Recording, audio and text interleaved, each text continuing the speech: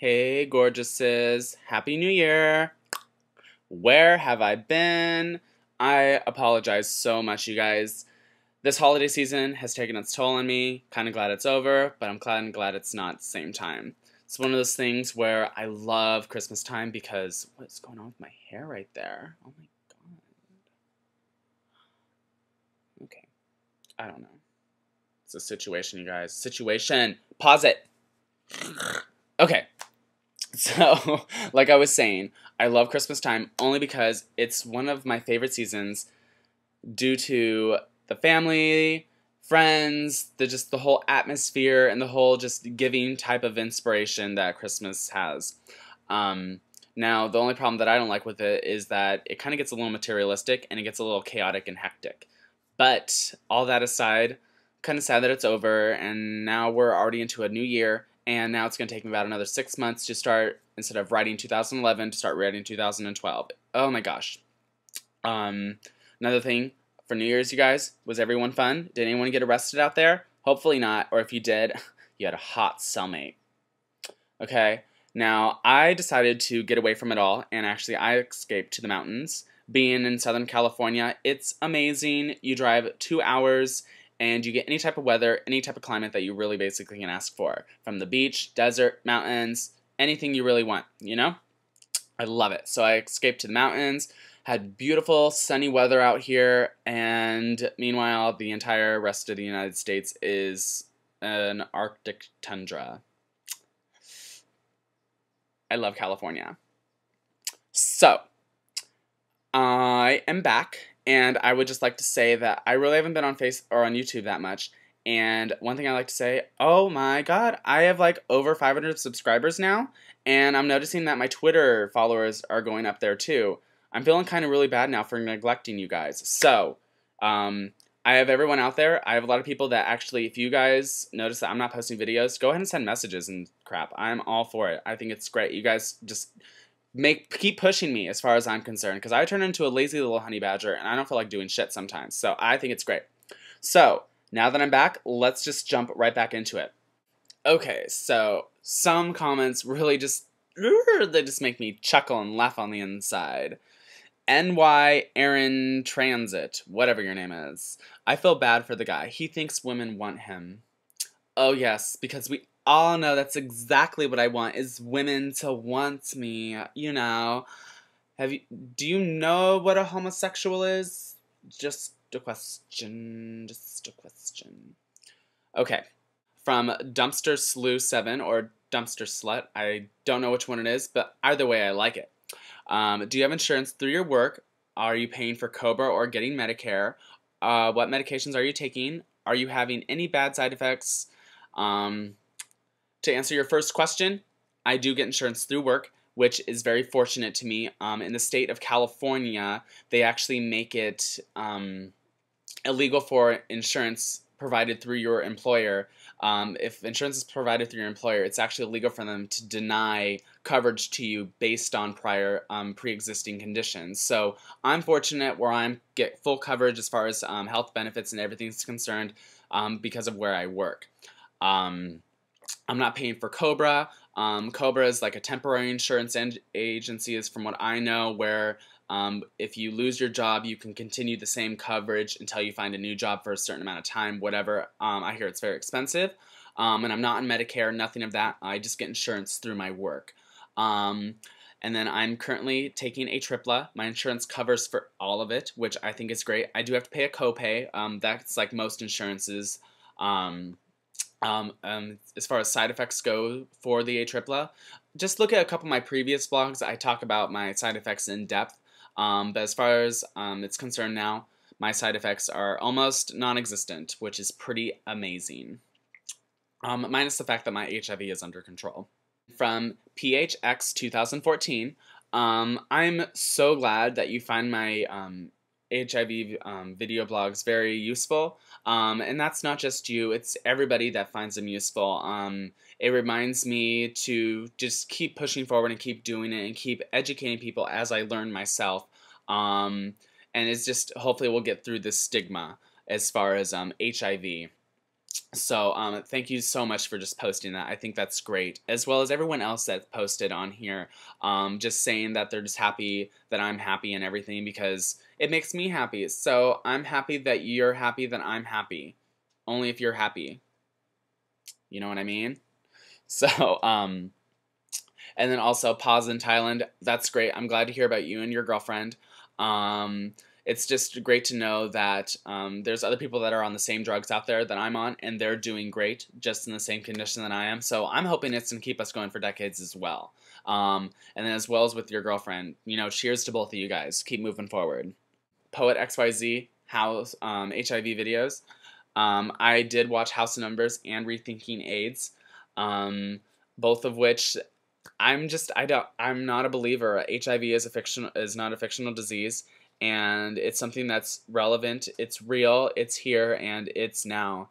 And it's something that we all need to think about and educate ourselves on. And for people to be so blasé to say that it doesn't exist, I think maybe some people need to look into a virology course, as far as like what a lentivirus is and a retrovirus is, and what actually classifies them as those type of categorized viruses. Um, it's not a question of believing it or not believing it. It's a question of understanding the facts and understanding why it's real and why it exists and why it's a threat to society.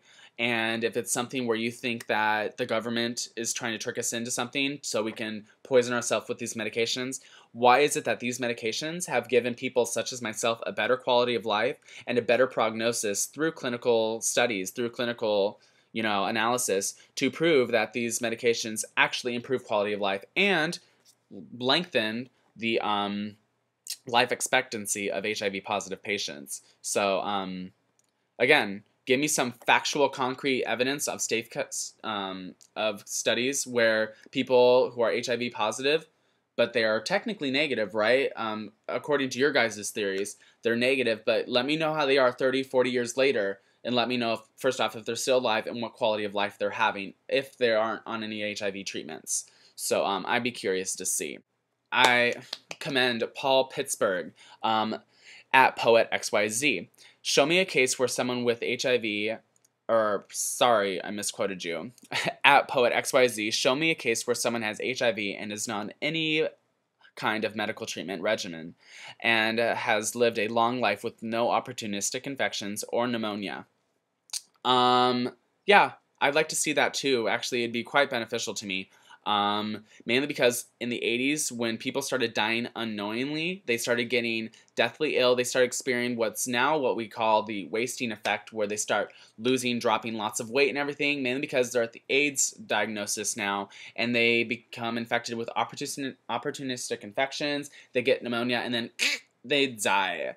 So I would like to I would like to see some of your own case studies where people aren't on HIV medications and they live a nice, normal, healthy life. Because remember, you know, according to HIV videos from your previous postings on my YouTube channels as well, HIV doesn't exist. So I'd like to see these case studies where people were tested positive for HIV, and they live, like, just let me know if they live 20 or 30 years outside of it without any type of HIV treatment. And let me know what their quality of life is. I'm really kind of curious, actually.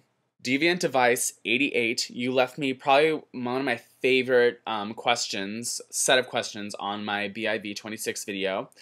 You wrote, now that you've covered the information about HIV and AIDS and what to expect when you get the virus, I must ask, what is life like after you get it? I am hoping to get this question answered because I think this is where a lot of people get scared with thinking there will be a stigma in the eyes of society. What can you expect emotionally? How do you handle telling others? And how can you handle being told that you've been infected?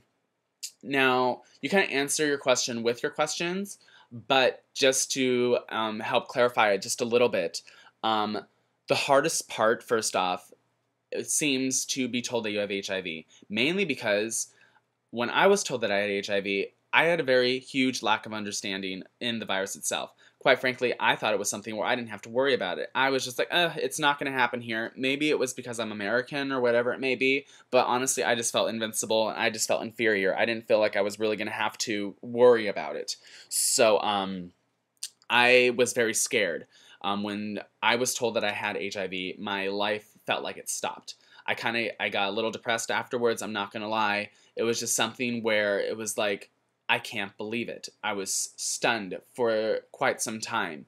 Um, and mainly because I had the stigma in my mind. I had this stigma where I thought HIV was only for slut people. You know, it was only for people that were dirty or drug users, things of that nature. And then it didn't occur to me other type of stigmas out there that, you know, only gay people can get it, only black people get it. You know, there's a whole lot of other stigmas out there that I probably don't even know about, and I'd still be shocked to hear about some of them.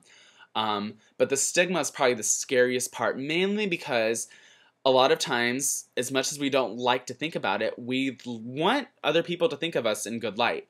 We don't really want, we're always so concerned about what other people think about us. For me, HIV taught me to stop that. It taught me to really just be like, focus on what was important in my life. And that was my friends, my family, help protect them and educate them. Meaning, I came out and I told them. It was like a second coming out to me. However, coming out as gay was very easy for me. Coming out HIV positive, kind of difficult. For me, telling others, I kind of just ripped the Band-Aid off from the very get-go. Not even a couple minutes after I found out, I called my mom, I called my best friend. I went down with my best friend to get my consult with the nurse when I was first diagnosed. So from the very get-go, I was fortunate enough to have friends and family by my side to support and love me unconditionally. And I'm just fortunate enough to have that in my life. I'm surrounded by that kind of fortune, I guess you could say. So I know a lot of people aren't like that as well. They aren't as fortunate. And it's very sad that those kind of people have to live that kind of sheltered life. But it's just, you got to do what you got to do to get around in this life. And if coming out to you makes you feel better, and if it's something where it doesn't physically threaten you or anything, I say there's no problem in it. I mean, if your friends and family love you for who you are, then they should accept you for who you are. But again, that's just my own personal upbringing, and that's how I was brought up, and I'm just fortunate enough to have that kind of viewpoint.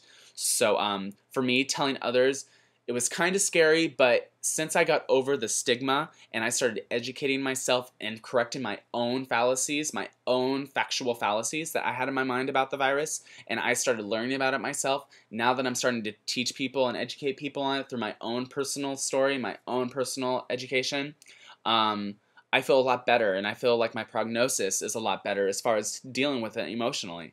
Just because there's so much going on in your mind when you first get told that you have this virus. You're just like, what? Like, boom. I mean, and then you go through the stigma. Just go through some of my HIV videos and you will see the stigma on there. You will see comments. You will see these hateful people. You'll see these hateful comments. And these kind of people, though, I just don't get where they came from. I just don't get where they get these kind of ideas from. But that's really not my problem. That's their problem. They're not going to get that far in life if that's the kind of ideology that they have. So I just kind of, with life, I just try to keep one foot in front of the other, just keep moving, because if it's not one thing, it's going to be another. You just got to keep moving on and stay strong. It's something that HIV is not going to kill you. It's something where it's very easily to manage. It's very easy to live a long, prosperous life as long as you know the facts and you educate yourself about it. And that's all I got to say about it. And just get informed, know about your status. I'll say it again. Go get tested. HIV Man 1000, he started doing his own HIV video blogs. And going back to the stigma from the previous question I just answered, he wrote on HIV Man 1000 posted, "Hey Barbara, I put a video up and I got over 500 terrible comments in like 30 minutes. Am I doing something wrong, as this has never happened before?" So don't exaggerate too much, but don't be surprised either when people post hateful things about you, just because there's that stigma, and not everyone's gonna like you. It's as simple as that. No matter how hard you try, you know, you're always going to have a hater, no matter how pretty you are, no matter how your viewpoints are, no matter how much you try to agree with somebody, there's going to be somebody that's not going to like you, and that's just life. So quit trying to make people happy and make yourself happy. And once you start focusing on that, I really think that you can have appreciation for yourself and move forward in this life. And hopefully it'll rub off on other people, and it'll pay off in the end. And then I got another comment from Viacher1. Um, this comment, I'm going to answer it sort of vaguely, only because I'm not a physician. I can't give you medical advice or anything of that nature, but I could tell you what I would personally do if I were in your position, mainly because your condition seems very similar to mine.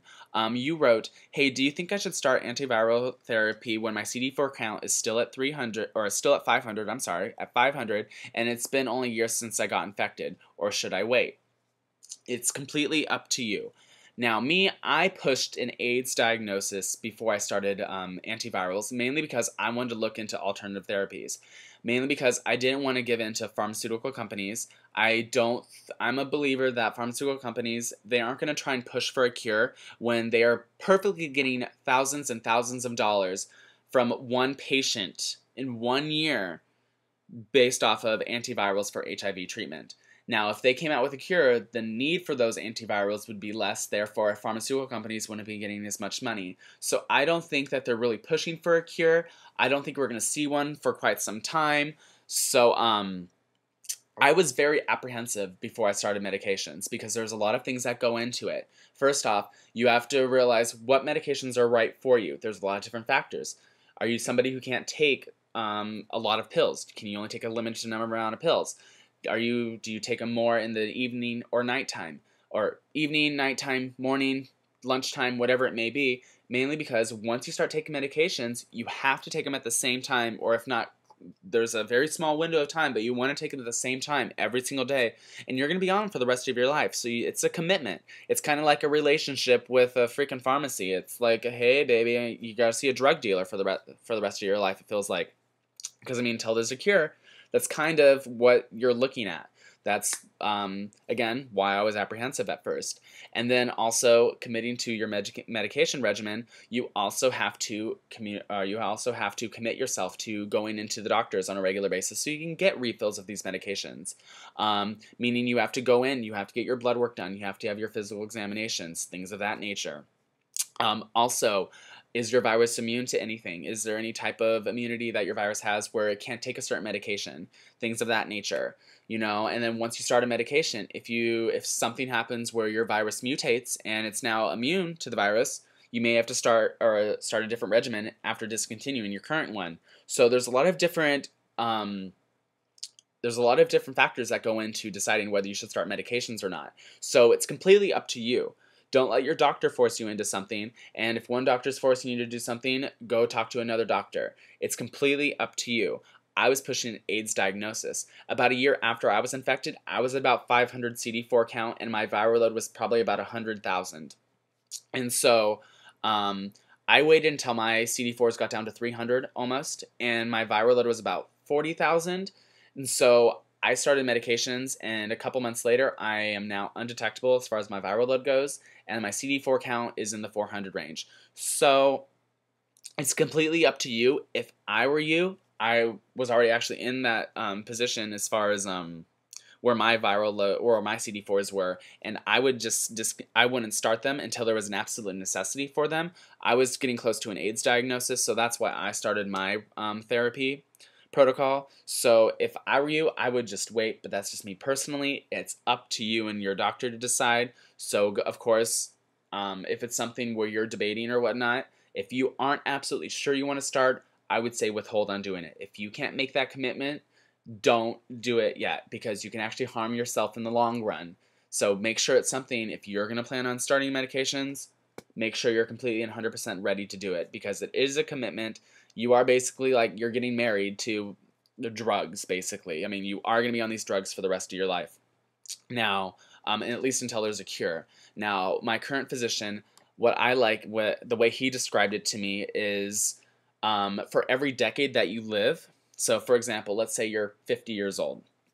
For every decade that you live, that's going to be one pill that you're going to be taking for the rest of your life. So if you're 50 years old, you're going to be taking 5 different pills. Now, as crazy as that seems or sounds or whatnot, kind of think about it. People in your family, when people get older, there's people that are on blood pressure medications, people that are on diabetic medications, people that are on some type of chemotherapies, antibiotics, whatever it may be. There are a lot of different medical conditions out there that require medical management via, pharmaceuticals. So, it's just something, it's a realistic thing, a lot of, like, for me, I started a little early, being 24 years old. It already sucks that I have to be on a medication for the rest of my life, but I've come to terms with it. I've made that commitment. It's something where I'm doing completely fine now, and I feel like I'm doing the best thing for my body. I'm living a healthier life. I am living with a better prognosis. I'm just living life the way I intended it before I even knew I had HIV. It's something where I know I have it, but it's not always constantly in the back of my mind because I know I have it taken care of and then I'm doing the best thing for me. So hopefully you can make that same determination with your own condition, Viacher, and once you do, hopefully it'll work for you, and whatever it is that you do, good luck with it. Again, you guys, I think I'm just going to turn in for this HIV video blog for today. Again, I apologize for taking so much long to do this, but again, it's the beginning of the year. I'm going to go ahead. I'm going to ease back into it. We're going to start posting more videos up. Again, keep those questions and comments going. I'm just so happy with my little YouTube channel and how it's just, I slowly but surely getting these subscribers, and these questions and comments, they mean a lot to me. I really appreciate it. Thank you so much for everything. I hope everyone had a great Christmas, is having a great, wonderful New Year, and may this New Year be prosperous for everybody. Okay, guys? Bye.